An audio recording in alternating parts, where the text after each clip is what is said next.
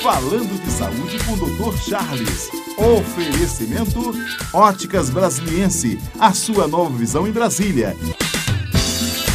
Saúde, bem-estar, qualidade de vida. Falando de Saúde com o Dr. Charles. Um dos maiores segredos da saúde é a gente viver de bem com a vida. Claro que apenas sorrir não adianta, mas digo uma coisa para você.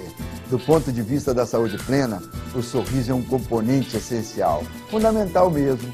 Por isso, sorria, cumprimente seus amigos, fale com as pessoas de todas as idades e, mais do que isso, ouça cada uma. Ouvir ainda é a melhor escola. Com alegria, é mais fácil vencer os problemas mais difíceis. Olha, a gente não precisa de problemas. Eles aparecem sozinhos. A gente está na vida para aceitar os desafios e resolver os problemas que aparecem. E para resolver, nada é melhor do que uma boa dose de alegria. A alegria é o primeiro ingrediente da saúde.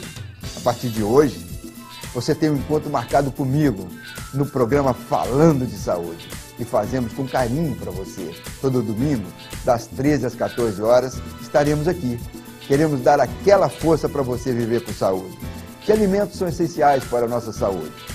Como trabalhar o nosso corpo para evitar doenças? O que podemos fazer para ter uma saúde de ferro? Tudo na vida fica mais fácil quando a gente tem saúde. Vamos fazer reportagens, entrevistas e sugestões para você se cuidar melhor e cuidar também de toda a sua família. Boa saúde para você. Fique com a gente. Voltamos em 1 minuto. Estamos apresentando Falando de Saúde com o Dr. Charles. Você sabe quanto vale a sua visão? Ou quanto custa a saúde de quem você ama? As Óticas Brasiliense, pensando em você, montou na 504 Sul uma mega loja, equipada com laboratório de última geração, para fazer os seus óculos até no mesmo dia. E você não paga mais por isso. Consulte seu oculista regularmente. As Óticas Brasiliense tem 9 lojas pertinho de você. Óticas Brasiliense, a sua nova visão em Brasília. 33215159. O Crédito Educação coloca você nas melhores faculdades. Bolsas de 40%, 50% e 100% de desconto. ADPROF 3201-6797. É isso mesmo. Bolsas de 40%, 50% e 100%. ADPROF 3201-6797. Voltamos a apresentar Falando de Saúde com o Dr. Charles.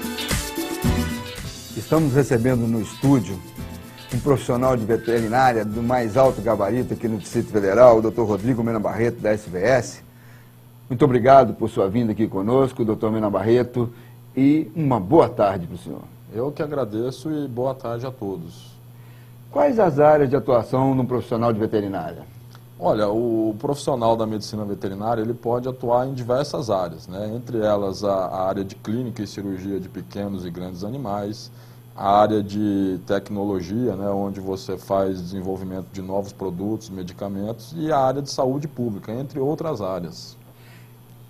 Doutor Rodrigo, e como uma pessoa pode saber se ela tem afinidade ou vocação para essa área? Olha, é complicado, né? Eu acho que, a princípio, essa pessoa ela tem que ter uma afinidade muito grande com animais, o gostar do bem-estar animal, né, para ter alguma chance de sucesso nessa profissão. Fale um pouco para o nosso telespectador sobre a formação do veterinário. O médico veterinário ele tem uma formação bastante ampla, né? Ele tem, na sua graduação, ele tem as matérias de clínica, cirurgia, né, patologia clínica animal e, além disso, matérias como agrostologia, que é o estudo de pastagens onde vão ser criados animais, né? Além de higiene e inspeção higiene e inspeção de produtos de origem animal, que teria o papel da qualidade dos alimentos de produto de origem animal que são utilizados na alimentação humana.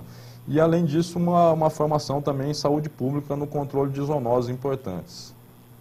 E além da área clínica de pequenos animais, de cães e gatos, quais são as outras áreas de atuação? Olha, tem a área da clínica e da cirurgia, que é bastante difundida, né, que tem uma gama maior de profissionais. A área de saúde pública, que atua diretamente na prevenção e na promoção dessa saúde coletiva, né, e além da área científica, da área acadêmica, onde esses profissionais desenvolvem pesquisas, né, e didática para formar novos profissionais. E quais as principais dificuldades do profissional? São os donos ou os animais? Olha, eu acredito que os dois trazem dificuldades para o profissional da medicina veterinária. Em algumas situações é o próprio animal que traz essa dificuldade, né? Mas eu acredito que na maioria das vezes é o proprietário do animal que põe essa certa dificuldade nesse atendimento veterinário. Na vida das pessoas, elas desenvolvem assim, um afeto muito grande com os animais, né? E, principalmente as crianças. E quais são os erros que as crianças e até mesmo os adultos têm na criação dos animais? Olha, o cão, principalmente o cão e o gato, são animais que estão bastante humanizados hoje, né? Então é comum cães que interagem com a família, dormem na cama dessa família, almoçam com essa família, né? E os cuidados, aliás, os erros básicos, eu acho que esses proprietários têm, no meu ponto de vista, é a falha do esquema de imunização desses animais. Muitos proprietários vacinam esses animais somente contra a raiva, né, esquecendo de vacinas importantes que previnem uma série de doenças e promovem a saúde não só desse animal, mas da família que esse animal acaba estando inserido, né. E qual foi o pior caso que você atendeu e o mais curioso também? Olha, o caso mais curioso que eu atendi é quando eu comecei a trabalhar na vigilância ambiental, lá a eutanásia dos cães do Centro de Controle de Zoonoses era feita em câmara de gás, né? E por incrível que pareça, após esse procedimento, teve uma cadelinha que sobreviveu a esse procedimento, né? E isso trouxe uma grande comoção para a equipe lá e ela acabou sendo adotada e não mais eutanasiada. Doutor Rodrigo, dizem alguns estudiosos que você pode saber a saúde das pessoas vendo a saúde dos cães e gatos que andam pela rua. Então, baseado nisso, como anda a nossa saúde? Olha, a nossa saúde, de uma maneira geral, anda bem, né? Esses animais, quando soltos em via pública, eles trazem problemas importantes para a saúde do ser humano. Mas está relacionado mais com a posse responsável desse proprietário. Então, o proprietário de um cão ou gato, ele tem que ter na sua consciência que é um animal que pode trazer risco à saúde humana, né, e tem que ter um controle da mobilidade desse animal, né, além das visitas periódicas ao veterinário, as vermifugações e as vacinações, ele deve ter um controle da sua mobilidade, tanto para evitar poluição ambiental, agressões, acidentes de trânsito e uma série de incômodos que esses animais podem causar quando soltos em via pública. Doutor Rodrigo, você falou aí em controle. Eu queria saber de você se você é a favor da castração de cães e gatos para tais medidas. Eu sou tal medida, desculpa. Eu sou favorável à esterilização tanto de cães e gatos, né, principalmente para a população de baixa renda, onde na maioria das vezes tem proprietários responsáveis, mas devido ao custo desse procedimento não tem condições econômicas de estar realizando. E é um procedimento que comprovadamente ele faz um controle da população a longo prazo, mas é uma medida de controle da população canina, sim. E aquela questão dos ataques dos cães ferozes que ocorrem aí, que às vezes as pessoas não cuidam, como vê essa questão? Hein? Com grande preocupação que a gente vê essa questão das agressões, principalmente por cães, devido ao fato do animal ele ter uma característica, principalmente em algumas raças, como Fila, Pitbull, Rottweiler, de um temperamento mais forte. E se o proprietário não consegue fazer o domínio sobre esse animal, o risco do acidente acaba sendo alto. E vale lembrar também aos proprietários, né, que pela responsabilidade civil, qualquer dano que seu cão ou sob sua responsabilidade cause ao terceiro, ele pode ser responsabilizado por isso. E o que a gente deve fazer para evitar esses ataques? Qual é a medida que realmente de controle que a gente deve fazer? Olha, a primeira medida é você estar identificando aquela raça de animal que mais vai se enquadrar naquela rotina familiar, né? Então, você não adianta uma casa com grande movimentação, com um grande número de crianças pequenas, você ter um animal de grande porte ou um animal de raça ou ataque. Então, existem raças que se enquadram em determinados perfis, né, como companhia, como ataque. Então, a pessoa deve estar selecionando esse tipo de animal, né, e além disso, ter um cuidado com esse animal, na questão de não ser violento com esse animal, proferir atenção, carinho, cuidados, para tentar diminuir essa agressividade que já é uma característica de determinadas raças. Então a maneira como se cria esse animal também é fundamental, não é? Fundamental. A maneira que esse animal é criado, o proprietário ele pode estar aumentando essa agressividade ou diminuindo essa agressividade conforme a maneira que esse animal é criado. E na Secretaria de Saúde, doutor Rodrigo, quais são as medidas tomadas com esses cães que andam na cidade? Olha, a Secretaria de Saúde ela faz a captura, né, de cães soltos em via pública, né? Não temos a captura como feita anteriormente, que capturava tudo quanto é tipo de cão solto em via pública. As nossas capturas hoje são mais direcionadas a cães que são agressores ou então invadem órgãos públicos, como escolas, repartições, né? Ou então está ameaçando a integridade dos cidadãos aqui de Brasília. Então, esse é o objetivo principal da nossa captura. Bom, recentemente, doutor Rodrigo, uma emissora de televisão diz que o gato está ocupando o lugar do cachorro como melhor amigo do homem. Isso procede? Tem uma grande escolha por esse tipo de animal, até pela própria característica de ser um animal mais limpo que o cão, mais independente que o cão, não necessitar de tanto convívio próximo ao ser humano, né, devido à rotina atribulada das pessoas de hoje em dia. Então tem muitas famílias optando por gato justamente por ele ser um animal mais limpo e mais independente do que o cão. Então, pelo que o senhor disse, realmente o gato hoje traz menos problema à saúde das pessoas? Não, tanto o cão quanto o gato ele pode oferecer um risco à saúde da pessoa, né? Mas o gato, por ele ser um animal mais independente, assim, que eu falo da questão do carinho, do afeto, da companhia desse proprietário mesmo, então ele tem sido escolhido como animal de estimação em vez do cão, que tem a necessidade dos passeios diários, do afago, ao sair ou ao chegar ao trabalho. Recentemente, eu testemunhei dentro de uma casa um gato amarrado como um cão. Pode ser feito? É correto essa questão? É toda uma questão de adaptação do próprio animal, né? O animal ele pode ser adaptado a diversas condições.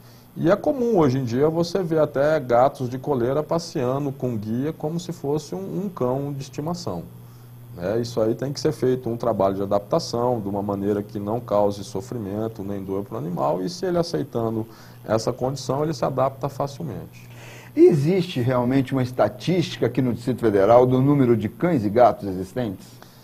Não, a vigilância ambiental ela tem até um censo animal para ser realizado, mas devido a problemas operacionais e falta de pessoal para aplicar esse questionário, ele não foi realizado até hoje. Então, o Distrito Federal ele trabalha com estimativa sobre a população humana em 12%. Então, estima-se que a população de cães do Distrito Federal seja 12% da população humana, que representaria algo em torno de 300 mil animais em todo o Distrito Federal, 300 mil cães. E isso, ele é muito ou é pouco em relação à quantidade de pessoas totais? É pouco, é pouco. Tem trabalhos em algumas comunidades, em algumas cidades de menor porte que o Distrito Federal, que já foi realizado esse trabalho e deu uma proporção fantástica de 20 animais para cada 10 pessoas. Então, tem cidades que essa proporção ela acaba sendo muito maior do que outras. Rodrigo, o que fazer quando um animal de estimação da gente morre? É verdade também que existe um cemitério de animais de estimação aqui no Distrito Federal? Na realidade, o GDF está buscando uma área aqui no Distrito Federal para implantar esse empreendimento. Desde 1966, quando foi criada a antiga unidade de profilaxia da raiva, que hoje é a Gerência de Controle de Zoonose, funcionava um cemitério de animais lá, mas de uma maneira irregular, e ele foi interrompido suas atividades. E a Secretaria de Saúde, junto com TerraCap, IBRAM, SEDUMA, estamos identificando novas áreas. Já tem uma área definida que está passando por estudos para saber se ela pode abrigar um empreendimento dessa natureza. Então, acredito que em breve o Distrito Federal contará com um cemitério para animais de estimação. Eu acho muito importante, porque as pessoas realmente criam muito amor nesses cães, e aí é preciso que depois eles estejam num bom lugar, né? Doutor Rodrigo, às vezes a pessoa quer ter um animal de estimação, mas elas não podem comprá-lo. Mas tem algum lugar também no Distrito Federal onde ela possa adotar um cão ou um gato? Tem, existe. A pessoa, mesmo ela tendo vontade de ter um animal de estimação, mesmo sem poder de adquirir, ela pode estar procurando a própria gerência de controle de zoonose, que seleciona alguns desses animais que são recolhidos por nós ou então entregues pela comunidade. Então, alguns desses animais são selecionados para doação, né? Eles são animais sadios, de índole dócil, né? Que não tem um risco de gerar um acidente. E elas podem estar indo lá com uma guia, uma coleira para fazer a adoção desse animal, ou então está procurando entidades não governamentais que fazem a doação de animais aqui no Distrito Federal também. Doutor Rodrigo, muito obrigado pela sua presença aqui no programa, falando de saúde. Tenho certeza que o telespectador ficou satisfeito com a vinda do senhor aqui, e nós queremos agradecer realmente. Volte muitas vezes. Eu que agradeço pela oportunidade, né, de estar falando um pouco sobre essa profissão que está presente aí no dia a dia praticamente de nós, né? E estamos à disposição sempre para falar de saúde. Rodrigo, mais uma vez, muito obrigado pela sua presença. Boa saúde para você também. Eu que agradeço e boa saúde para todos. Estamos apresentando Falando de Saúde com o Dr. Charles. O Crédito Educação coloca você nas melhores faculdades. Bolsas de 40%, 50% e 100% de desconto. ADPROF 3201-6797. É isso mesmo. Bolsas de 40%, 50% e 100%. ADPROF 3201-6797. Você sabe quanto vale a sua visão? Ou quanto custa a saúde de quem você ama? As Óticas Brasiliense, pensando em você, montou na 504 Sul uma mega loja, equipada com laboratório de última geração, para fazer os seus óculos até no mesmo dia. E você não paga mais por isso. Consulte seu oculista regularmente. As Óticas Brasiliense tem 9 lojas pertinho de você. Óticas Brasiliense, a sua nova visão em Brasília. 3321-5159. Promoção de quarto e sala na Atlântida. Em 10 vezes sem juros e sem entrada. Aproveite e dê um novo visual em sua casa. Só nesta sexta e sábado. Conjunto Box Comfort com molas ensacadas, 10 de 119. Guarda-roupa 100% MDF, 10 de 165. Estofado retrátil, 10 de 176. Estofado 100% couro, 10 de 279. Atlântida Móveis, sempre perto de você. Na Autoescola Brasiliense, curso categoria B Carro e curso categoria A Moto, com 15 aulas em promoção. Aproveite! Atendimento em todo o DF e em torno. Taguatinga Centro, Águas Lindas, Ceilândia Centro e Venâncio 2000, 33524046. Voltamos a apresentar Falando de Saúde com o Dr. Charles. Bem, estamos recebendo aqui no estúdio o Dr. Jair Shigeki Yamamoto, ginecologista da Secretaria de Saúde, com larga experiência, médico do trabalho, eleito recentemente para o próximo mandato do CRM, e também trabalha na vigilância sanitária, que é a área onde mexe com as endemias, com a dengue, por exemplo. Muito obrigado por sua presença aqui, doutor Jair. Sim, agradeço eu, doutor Charles. Doutor Jair, nós temos o Conselho Regional de Arquitetura e Engenharia, temos o Conselho Regional de Enfermagem, temos outros conselhos. Qual a importância para o povo da nossa cidade do Conselho Regional de Medicina? Os conselhos regionais, no geral, é de extrema importância para a população. Particularmente o nosso Conselho Regional de Medicina, ela tem a função de fiscalizar a boa prática médica. E não só a boa prática médica, fiscalizar também quem não é médico e quer ou exerce atividade de médico, que é proibido, dentre outras atividades que é da sua alçada. Mas o cidadão comum, doutor Jair, ele pode atuar junto ao CRM do Distrito Federal? Pode, qualquer problema que ele quiser ou que ele tiver, ou qualquer dúvida, ele pode ir até o Conselho Regional e pegar as informações ou tirar suas dúvidas. E o Conselho Regional de Medicina, ele tem alguma atuação nas políticas públicas desenvolvidas pelo governo do Distrito Federal? Tem a obrigação de fiscalizar e ver se ocorre realmente uma conduta adequada e correta para o bem da população e da saúde do Distrito Federal. Então me diz uma coisa, doutor Jair, eu queria saber do senhor quais foram as últimas realizações nessa área do Conselho Regional de Medicina. O Conselho Regional tem, nos últimos anos, a meu ver, pecado um pouco no aspecto de uma boa orientação também para a boa prática do médico. Ele tem por princípio a fiscalização, a obrigação de fazer com que se tenha a boa prática pelo profissional, mas também tem que ter a orientação para esse profissional, principalmente o bom profissional. Então, ele tanto vê as condições de trabalho, as condições do atendimento a essa população, como está sendo realizado este trabalho do profissional, para que não ocorra prejuízo tanto na sua prática do dia a dia, em consequência, um problema para esse paciente que está sendo atendido. Então, Jair, vamos falar de uma coisa mais prática.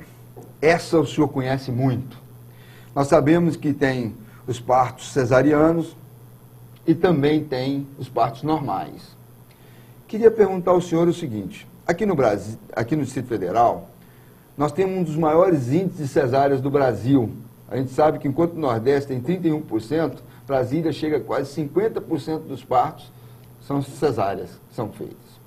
O que o CRM tem atuado para melhorar esse índice para que nós tenhamos mais partos normais? Dr. Charles, tudo começa com um pré-natal bem feito. Se o paciente ou a paciente não tem um pré-natal de boa qualidade, acesso a qualquer momento ao seu obstetra, os exames adequados, uma boa orientação, um bom acompanhamento, tudo isso deságua num aumento maior de um parto por via cesariana.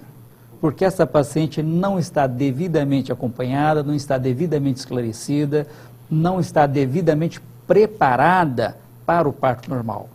E isso muitas vezes ocorre com o aumento da incidência do parto cesariana. Além de que existem os tabus, que muitas vezes a mãe ou a avó ou outras pessoas começam a colocar determinadas posturas da paciente, fomentando o medo do parto normal. Então, associado a todos esses fatores, acaba tendo uma incidência maior de parto cesariano. Então, Jair, o senhor comentou essa questão com muita propriedade, mas se nós sabemos tudo isso, e do ponto de vista médico, sabe-se que o parto normal é melhor, por que ainda continua, então, acontecendo tantos partos cesarianos? É que eu falei para o senhor. Primeiro é um pré-natal que tem que ser um pré-natal mais bem acompanhado, mais bem orientado, essa paciente ter maior acesso ao profissional médico, para que ela possa ter a tranquilidade ao adentrar no hospital, estar bem preparada, estar bem orientada, colaborativa e saber que existem as dores do parto normal, porém, se ela estiver colaborativa e tranquila, ocorre de uma forma tranquila. Se isso não ocorrer, a paciente não colabora adequadamente, levando um estresse maior tanto da paciente como do profissional que atende, a quantidade de partos e a quantidade de médicos no plantão para dar assistência a essas pacientes, muitas vezes é uma quantidade pequena, não dá a atenção que ela precisa, e todos esses fatores acabam gerando toda essa inversão de valores. Doutor Jair, você já deve ter passado por uma questão dessa. Às vezes você sabe que o melhor é fazer determinadas coisas, mas você faz justamente o contrário. Por exemplo, nós sabemos que o exercício físico é de suma importância para as pessoas, né? Então eu quero saber de você, quanto por cento, mais ou menos, a saúde de uma pessoa depende exclusivamente dela? Doutor Charles, é difícil a gente mensurar isso. Porém, se nós tivéssemos os centros de saúde em que tivesse atividades voltadas para uma saúde preventiva, de uma atividade que pudesse trabalhar esse organismo dessa paciente, desde o início da sua gestação, com hidroginástica, yoga, um apoio psicológico, enfim, todo esse suporte necessário, com certeza teríamos um resultado bem melhor. Doutor Jair, mas a gente tem às vezes a dificuldade do acesso, né, aos médicos, aos centros de saúde. O senhor acha que isso pode ser feito no dia a dia das pessoas? Com certeza. É. Com certeza. Doutor Jair, as pessoas me questionam muito às vezes uma coisa, eu queria saber de você. Por que que hoje, nós médicos, precisamos de tantos exames para dar um diagnóstico? Doutor Charles, acho que é todo um contexto. A mídia está todo dia mostrando exames novos, tecnologias novas, e a população leiga começa a exigir muito isso do profissional, achando que aquilo vai ser a salvação dela. E muitas vezes esquece do princípio da medicina, que é uma boa anamnese, um bom exame clínico, uma boa avaliação, uma conversa adequada com o paciente. Mas a força da mídia ela é muito grande. Então fala de ressonância, fala-se em tomografia, fala-se em PET, e isso faz com que a população venha exigir determinados exames, e o profissional, muitas vezes, ele é pressionado a isso e começa a lançar mão de uma forma, muitas vezes, desnecessária de ter determinados exames, encarecendo muito a medicina. Você não acha também, doutor Jair, que essa questão é colocada assim, os problemas dos direitos sociais das pessoas, o medo que hoje o médico tem de ser processado, né? Essas coisas juntas não fazem com que aumente essa questão? Com certeza colabora muito. Isso no passado recente, nós tivemos aqui em Brasília alguns casos desses, e isso reverte, de uma certa forma, a um prejuízo em toda a medicina. A mídia, determinadas posturas em querer culpar sempre o profissional que está ali na ponta, o volume de atendimento que ele tem é muito grande, o estresse em que ele é colocado também é muito grande. Então isso tudo é conflitante e acaba desaguando em determinadas condutas que nem sempre seria melhor. Mas quem é o culpado disso? Acho que é todo um contexto. Então ele lança a mão de tudo que ele pode para ele, muitas vezes, se livrar de um processo, de uma queixa, de ir ao Conselho Regional fazer muitas queixas infundadas, na maioria das vezes, porque o leigo não tem o conhecimento técnico necessário ao julgar determinadas condutas. Doutor Jair, a gente sabe que muda a sociedade, muda muitas coisas, isso é bom, às vezes a gente não ficar estático, as mudanças. Tem práticas que eram saudáveis antes, depois passa a não ser, depois volta a ser saudável de novo. Mas eu queria saber na questão do sal e açúcar, que realmente é um grande problema na humanidade. Então, qual é a medida certa para isso? E também a caminhada. Muitas vezes a pessoa fala que o exercício físico, ela tem que pagar academia. Será que precisa pagar academia para poder fazer exercício físico? Não, com certeza. Eu acho que nesse aspecto, nós, independente de qualquer fator, somos muito culpados em não ter uma saúde mais saudável. Para que a gente tenha uma boa saúde, não é necessário gastar dinheiro. Para uma caminhada, não é necessário uma academia. Para uma dieta adequada, sem um excesso de açúcar, sem um excesso de sal, comer uma dieta mais adequada, mais sadia, sem muita gordura, sem muitos temperos, não é difícil, é barata e extremamente saudável. Nós precisamos mudar um pouco a nossa postura do dia a dia e procurar realmente desenvolver um pouco mais que nós chamamos de geração saúde. Muito bem, doutor Jair. Agora tem uma questão que eu acho de suma importância. Às vezes as pessoas falam que vão ter que construir mais e mais hospitais, né? E eu fico pensando, será que é realmente necessário mais hospitais para você tratar a doença? Ou é mais importante você fazer um investimento na atenção básica, aí você evitando que as pessoas fiquem doentes, ou seja, fazerem promoção de saúde? Queria saber a sua opinião, doutor Jair. Doutor Charles, o senhor tocou num ponto importantíssimo.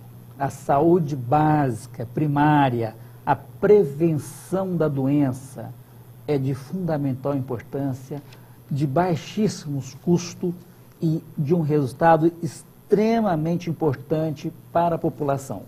Neste ponto, nós temos que nos educar em todos os aspectos.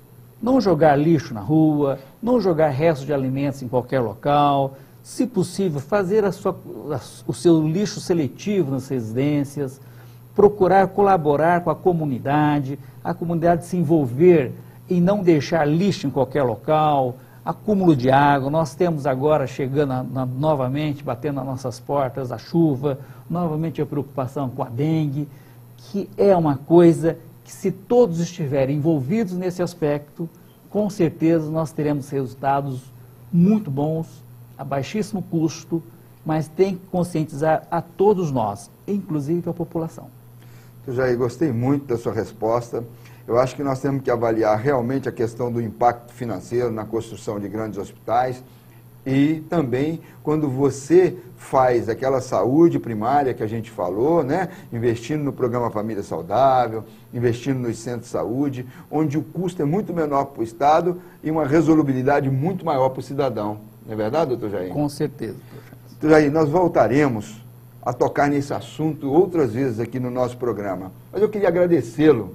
Primeiro, que eu entendo que o senhor é um dos melhores profissionais que tem no Distrito Federal. E agradecer a sua presença aqui e esperamos contar com o senhor muitas outras vezes aqui. Muito obrigado por estar participando do programa Falando sobre Saúde. Eu que agradeço a oportunidade. Eu sei que o senhor é um entusiasta da medicina básica, atenção primária, ao programa Saúde e Família, que isso é de extrema importância, de baixíssimo custo, de altíssima resolubilidade e que com certeza vai desafogar bastante os hospitais. Muito obrigado, seja bem-vindo, doutor Jair. Estamos apresentando Falando de Saúde com o Dr. Charles. Promoção de quarto e sala na Atlântida, em 10 vezes sem juros e sem entrada. Aproveite e dê um novo visual em sua casa. Só nesta sexta e sábado. Conjunto Box Comfort com molas ensacadas, 10 de 119. Guarda-roupa 100% MDF, 10 de 165. Estofado retrátil, 10 de 176. Estofado 100% couro, 10 de 279. Atlântida Móveis, sempre perto de você. Na Autoescola Brasiliense, curso categoria B Carro e curso categoria A Moto, com 15 aulas em promoção, aproveite! Atendimento em todo o DF e entorno, Taguatinga Centro, Águas Lindas, Ceilândia Centro e Venâncio 2000, 33524046. Você sabe quanto vale a sua visão? Ou quanto custa a saúde de quem você ama? As Óticas Brasiliense, pensando em você, montou na 504 Sul uma mega loja, equipada com laboratório de última geração, para fazer os seus óculos até no mesmo dia. E você não paga mais por isso. Consulte seu oculista regularmente. As Óticas Brasiliense tem 9 lojas pertinho de você. Óticas Brasiliense, a sua nova visão em Brasília. 33215159. O Crédito Educação coloca você nas melhores faculdades. Bolsas de 40%, 50% e 100% de desconto. ADPROF 3201-6797. É isso mesmo. Bolsas de 40%, 50% e 100%. ADPROF 3201-6797. Voltamos a apresentar Falando de Saúde com o Dr. Charles. Você que está em casa, você sabe como evitar a dengue? Para falar sobre esse assunto, convidamos um especialista, Dr. Joaquim, subsecretário de Vigilância Sanitária da Secretaria de Saúde. Seja bem-vindo, Dr. Joaquim, ao programa Falando de Saúde. Obrigado, Charles. É um grande prazer estar aqui com você. Dr. Joaquim, é difícil para qualquer pessoa evitar que se espalhe a dengue? Muito pelo contrário, Charles. Eu considero que são medidas simples, fáceis de serem realizadas, que passam por todo um contexto, inclusive a mudança dos hábitos ambientais na nossa casa, com atenção às nossas plantas, jardins, calhas, caixas d'água e alguns hábitos domésticos, como, por exemplo, a criação de plantas aquáticas.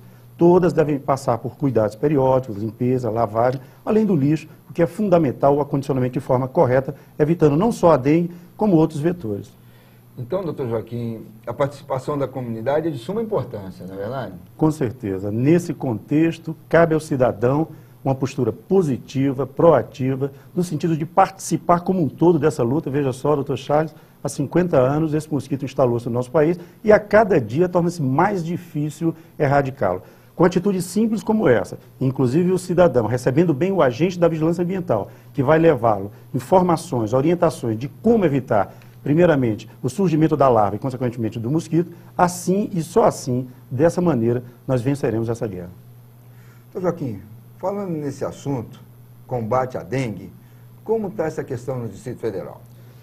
O Distrito Federal realizou um excelente trabalho no sentido do combate e a prevenção à dengue, com medidas preventivas, com a operacionalidade toda incentivada, buscando exatamente esses focos, e o resultado foi uma queda significativa nos números de casos comparado com o mesmo período do ano passado, e já pretendemos agora, doutor Charles, já darmos um pontapé iniciando essas ações preventivas, antes, principalmente agora, da chegada do período chuvoso, para que, interrompendo esse ciclo, uma vez que nas nossas casas improváveis focos, na rua, no lixo, no material inservível, onde existem ovos depositados, eles só aguardam a chegada da chuva para a eclosão. Preventivamente agindo, com a parceria estabelecida com todos os órgãos do governo, inclusive as administrações regionais, nós pretendemos fazer essa mobilização, retirar esse material e, consequentemente, impedir aí o surgimento de novos mosquitos.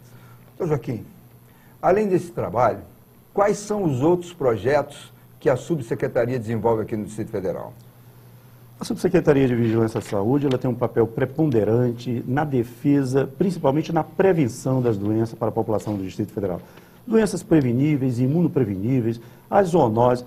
É engraçado, doutor Charles, nós não podemos acabar com as zoonoses. As zoonoses são doenças transmitidas por insetos, mosquitos, animais, que fazem parte da natureza, que estão integradas no seu sistema. Na realidade, o que eu tenho é que orientar, adequar e prevenir, principalmente com ações educativas. Veja, por exemplo, a febre amarela. O Distrito Federal atravessou de uma forma soberba uma grande crise de febre amarela, notadamente nos estados endêmicos brasileiros, rapidamente fazendo bloqueio nas áreas que se fizeram necessário e conclamando a população para o ato vacinal, sendo prontamente recebida, acabamos vacinando mais de 1,5 milhão de pessoas. Então, essas ações fazem parte de um grande contexto. Veja, por exemplo, a nossa ação no combate às DST-AIDS, à sífilis congênita, à sífilis de transmissão vertical, à própria hepatite, a leishmaniose, voltando agora mais para a questão ambiental, a raiva, que a gente já não tem caso aqui no Distrito Federal há mais de 20 anos, a hantavirose, a própria dengue. Quer dizer, é todo um contexto que acaba se transformando em grandes ações preventivas, educativas, levando sempre informação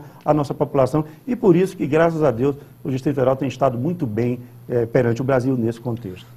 Doutor Joaquim, e a questão também que é grave da leishmaniose, como está isso? A leishmaniose é uma doença endêmica em praticamente todos os 27 estados brasileiros.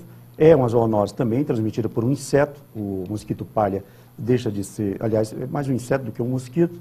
E, na realidade, as áreas endêmicas do Distrito Federal, como Sobradinho, Fercal, Vila Rabelo, etc., se deve exatamente ao desequilíbrio ecológico causado pela chegada daquelas pessoas naquela região onde o mosquito mora e, evidentemente, quando se chega, traz-se todos aqueles utensílios que fazem parte da nossa vida, como o gato, o cachorro, a galinha, e acabam sendo reservatórios de alimentos para esse mosquito. A nossa preocupação, doutor Charles, inclusive com um trabalho desencadeado recentemente, que ainda não terminou, até por falta de capacidade operacional, tendo em vista a perda que nós tivemos recentemente de alguns agentes do Ministério da Saúde, esse trabalho no Lago Norte visa prevenir a chegada, baseada num contexto da agressão ambiental, do inseto se deslocando daquela região de Sobradinho, Vila Rabelo, para a área urbana do Lago Norte. Isso nos preocupa, nós suspeitávamos dessa possibilidade, da existência do vetor e da existência do cão reagente. Esse trabalho que se baseou na realização de um censo canino, para conhecermos a população daquela região, inclusive a positividade dos reagentes, um censo flebotomínico, para identificarmos a presença do vetor, foi extremamente positivo e agora nós vamos partir para uma segunda fase de novo esclarecimento à população e pedindo, numa parceria com a administração regional, que proteja aquelas áreas onde potencialmente o mosquito irá se instalar. Aí sim é um trabalho preventivo. Joaquim, gostei realmente nesse assunto que o senhor tocou. Recentemente, eu fui convidado pela ONU para ir a Nova York falar sobre meio ambiente e desenvolvimento sustentável e eu pude conversar essa questão lá, que era o desmatamento, que o senhor colocou há pouco dessa questão. Cada vez mais, a população vai invadindo, né, o meio ambiente, vai desmatando e ele vai ocupando aquelas áreas. Obviamente que a natureza reage. Não é verdade? Então, entra dentro disso que o senhor colocou. Então, nós aqui no Distrito Federal também estamos invadindo muitas áreas, as matas, por exemplo? Com certeza, doutor Charles. Eu fiquei muito feliz com a sua participação na ONU, merecidíssima, é um prazer para todos nós, a classe médica, ter um colega médico, primeiro na Câmara Distrital e segundo representando o nosso povo numa reunião extremamente importante das Nações Unidas para falar de meio ambiente. E meio ambiente tem que ser a bola da vez, deputado, porque o meio ambiente está sendo sumariamente agredido e até destruído paulatinamente, de forma consciente, por todos.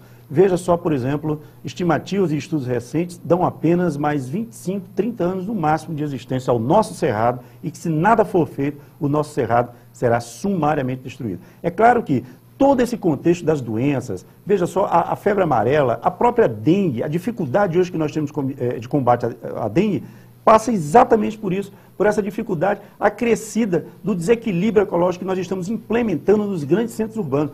Há regiões, deputados, aqui mesmo do Distrito Federal, em que você não pode caracterizar se é uma área urbana ou se é uma área rural, tal a agressão que aquela localidade foi submetida. Portanto, é um dever de todos nós, como cidadão, a consciência de que podemos e devemos crescer sim, mas de forma sustentada e responsável, sem agressão ao meio ambiente. Muito bem, doutor Joaquim. Eu diria ao senhor, você vem atuando muito forte, não é um subsecretário de gabinete. O senhor tem ido a campo, tem ido à rua, realmente trabalhar com muita vontade, com muito entusiasmo. Eu queria perguntar, o senhor tem feito algumas ações junto a todas as RAs, junto a todas as administrações, doutor Joaquim? Com certeza, porque nós partimos do princípio, doutor Charles, de que o combate às doenças, notadamente aqui vamos falar de dengue, mas o combate à dengue é uma obrigação de todos nós como cidadãos. E aí, ele não é apenas um problema da Secretaria de Saúde, mas é da Secretaria de Saúde, é de todo o governo, é das administrações regionais e é do cidadão. Então nós temos que fazer entender isto no cidadão, que ele é o ator principal nesse contexto e que cabe a ele o papel fundamental, até porque nós sabemos que 90% dos focos dos mosquitos estão nas nossas casas, na minha casa, na sua, nas nossas. Então precisamos redobrar essa vigilância com mudança de atitudes ambientais. E as regiões administrativas têm um papel fundamental, porque cabem a eles a administração daquela cidade, daquela região, e administrar cabe também o pensamento na saúde, na segurança e na educação. Então, o doutor Charles, recentemente, preocupados com a possível chegada agora do período chuvoso e já numa ação antecipada, convidamos para um trabalho de parceria todas as administrações regionais do Distrito Federal, no que fomos prontamente atendidos e já estamos implementando as medidas, apontando para esses gestores as áreas críticas, onde precisa uma maior parceria, um maior trabalho, para que nós possamos, mais uma vez, o Distrito Federal, atravessar esse período de turbulência de forma tranquila. Joaquim, queria parabenizá-lo realmente e definitivamente. A saúde do Distrito Federal, no que se refere às endemias, estava uma coisa antes do senhor assumir, hoje é outra coisa. Parabéns pelo seu trabalho, parabéns por sua dedicação. Vale a pena ver homens públicos dedicados igual ao senhor. E o nosso programa, falando de saúde, engrandece muito. Tenho certeza que os nossos telespectadores gostaram muito.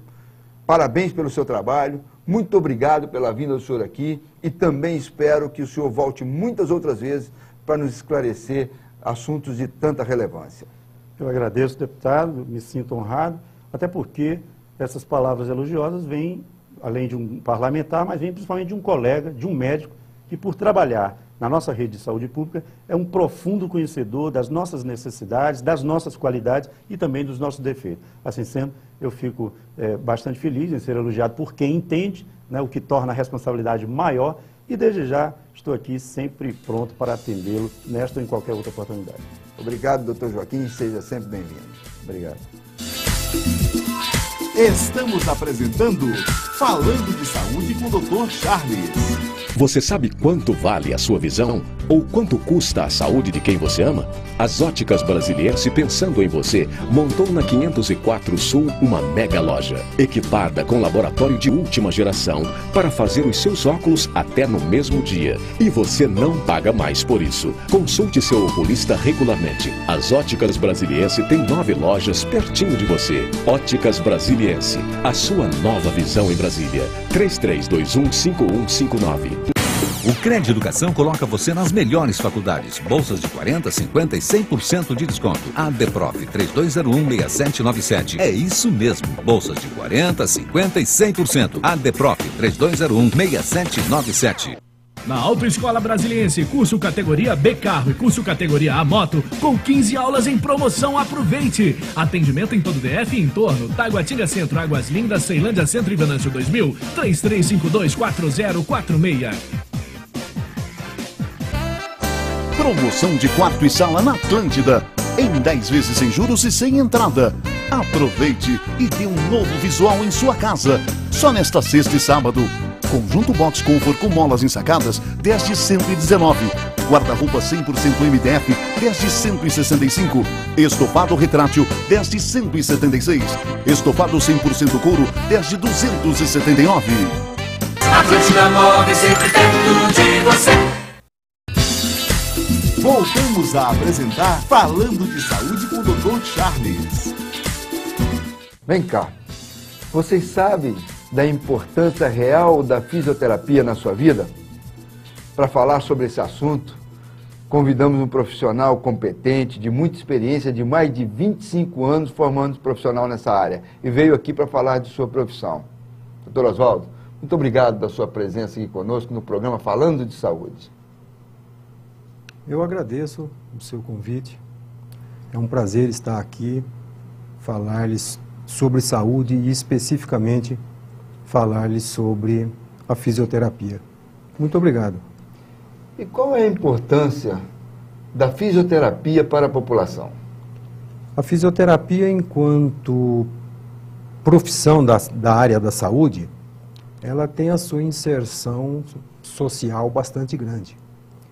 Ela reverte para a população tudo aquilo que o profissional recebe na sua formação e tem atuação direta em todos os campos onde se possa falar de saúde, em todas as áreas de atenção da saúde, desde o momento primário da prevenção até no momento mais conhecido da fisioterapia, na reabilitação.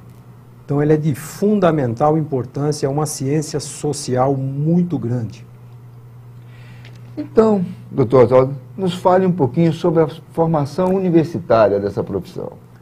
O profissional fisioterapeuta, ele deve passar por um curso de graduação de, no mínimo, 4 anos. A lei preconiza que a duração mínima de um curso é de 4 anos, formação universitária, recebendo orientações na área básica, de formação básica, de formação específica e depois culminando no final do curso com o estágio supervisionado na área, sempre recebendo na sua formação não somente informações a respeito da parte técnica, da parte específica da fisioterapia, mas também recebendo informações filosóficas, histórias, ética, que contribuem para o desenvolvimento do ser humano, que vai lidar na população com o ser humano. É realmente uma formação mais sólida. Quais são os casos tratados? Quais são os problemas mais frequentes nessa área? Bom, com relação à área, ao campo de atuação da fisioterapia, nós encontramos com maior frequência a atuação da fisioterapia em ortopedia, em pacientes ortopédicos. Mas nós temos pacientes na área neurológica, pacientes na área pneumológica, pacientes cardiológicos, a atuação da fisioterapia no próprio contexto comunitário, com atenção à saúde, com campanhas de promoção da saúde, prevenção de doenças ou de males, de acometimentos a essa saúde. Mas o que tem predominado é a área da ortopedia, fisioterapia ortopédica e traumatológica. E realmente, na atuação do fisioterapeuta, você tem sentido assim, que às vezes alguns pacientes respondem muito mais rápido que outros, e quais patologias que são mais eficazes o trabalho? Olha, depende muito da avaliação do profissional, depende muito da conduta do profissional. Mas é sempre gratificante nós observarmos nessa área de ortopedia a fisioterapia atuando nesses pacientes, existe uma resposta bastante mais rápida. Mas é extremamente gratificante você ver uma criança na área de fisioterapia neuropediátrica e pediátrica com paralisia cerebral ou com uma síndrome, e apresentar, depois de um programa de tratamento, de algumas sessões de tratamento, uma resposta bastante significativa. Então depende muito da atuação, da atenção do profissional, a resposta que é dada ao paciente, porque há um estímulo ao corpo e esse corpo precisa reagir. Uns respondem mais rapidamente, outros de uma maneira mais demorada. Os pacientes neurológicos reagem mais demoradamente. Os pacientes ortopédicos, traumáticos, os pacientes respiratórios também têm reagido bastante bem à ação da fisioterapia. Então, Oswaldo, eu tenho notado que depois que nós começamos a levar os fisioterapeutas para a UTI, eu tenho visto que há uma melhora mais acentuada. E eu acho que nós precisamos trabalhar mais nesse sentido, que seja levado profissionais da sua área para todas as UTIs. A atuação do fisioterapeuta, não somente dentro da UTI, onde nós encontramos pacientes em condições bastante mais graves, mas a atuação do fisioterapeuta dentro do hospital, ela é muito importante para reduzir, principalmente, o tempo de hospitalização desse paciente e reduzir até a possibilidade desse paciente adquirir infecções ou outros problemas associados ao período de hospitalização. Eu acho muito importante, eu acho que deve haver, sim, um incentivo muito grande e chamarmos mais profissionais e as próprias instituições hospitalares também darem condições desses profissionais ingressarem neste campo de atuação.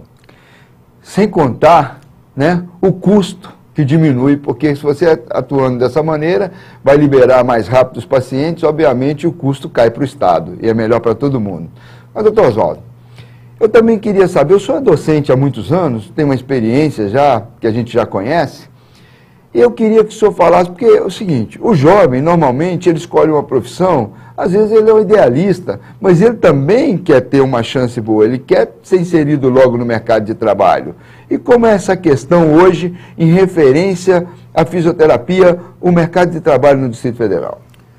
Olha, embora nós tenhamos uma formação bastante grande, pelo número de escolas existentes no Distrito Federal, os profissionais formados no Distrito Federal já são em número bastante significativo. Mas nós temos área de trabalho para todos. Embora a maior absorção de profissionais seja no serviço público, pela Secretaria da Saúde, mas nós temos e tem campo de atuação para todo mundo. E o senhor poderia nos dizer se tem um perfil adequado para esse jovem ingressar nessa carreira? Olha, o profissional para trabalhar com fisioterapia precisa ser um profissional que tenha uma boa formação ética, que tenha uma boa família. É um profissional uma pessoa, né, para se tornar um profissional que goste do ser humano, que valorize a vida, que tenha alegria em viver, que seja respeitador, que tenha uma formação cristã, que enxergue o indivíduo como um todo, como um ser humano. Eu acho que dessa forma ele já está mais de meio caminho andado para a sua formação. Bom, perfeito, né, doutor Oswaldo? Até porque o paciente ele não é um número, não é? Com certeza. Ele é um ser humano. Ele tem um nome. Ele tem nome, precisa de cuidados, né? Perfeito. É verdade essa questão. A gente fica muito contente de ouvir uma questão dessa. Eu só poderia nos dizer, na sua vida, na sua experiência nesse tempo todo, se tem algum caso que o surpreendeu, que teve uma melhora acentuada de repente, ou um caso que o senhor queira nos contar sobre a sua profissão, doutor Oswaldo? Olha, nós temos sim algumas situações dentro do exercício profissional bastante interessantes. Quando nós temos um paciente pós-cirúrgico internado em uma enfermaria, em um hospital, com algumas complicações respiratórias, a atuação da fisioterapia tem sido assim, bastante importante e tem dado bastante resultado. Na nossa relação principalmente com a docência, na clínica escola da faculdade, crianças portadoras de paralisia cerebral. Também tem se beneficiado muito e apresentado respostas bastante significativas e uma evolução bastante boa no trabalho. Pacientes ortopédicos, cirurgias ortopédicas também têm dado assim uma recuperação bastante grande. Bem, doutor Oswaldo, eu gostaria de agradecer a sua presença, foi muito elucidativo, foi muito bom ouvi-lo, falar sobre essa profissão bela, falar sobre a sua experiência. Esperamos contar com o senhor muitas outras vezes aqui no programa Falando de Saúde. Muito obrigado por sua presença. Eu que agradeço mais uma vez e eu estou sempre à disposição para falar de saúde, para falar da fisioterapia como um compromisso ético, profissional e pessoal com o meu paciente. Eu agradeço, muito obrigado. Estamos chegando ao final do nosso primeiro programa. Espero em Deus que a gente possa continuar por muito tempo. Quero agradecer a sua audiência e espero você no próximo programa, aqui na TV Brasília, domingo das 13 às 14 horas, falando de saúde com o Dr. Charles. Boa saúde para você.